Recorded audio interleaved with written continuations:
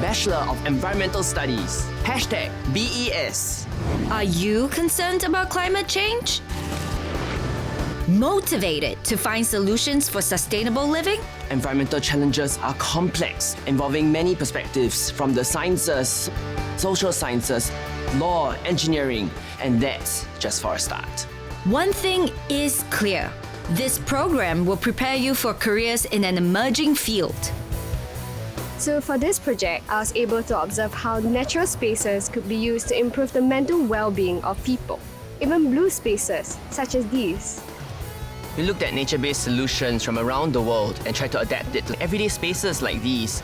Plants like these help to create natural drains, so we don't have to just use concrete ones. Environmental studies lets you decide if you prefer modules that are applied or theoretical. We also get to do a field course in environmental studies, a 2-week trip to observe how communities in Southeast Asia solve environmental challenges. You'll also go on field trips at home. You'll see familiar places from a new perspective.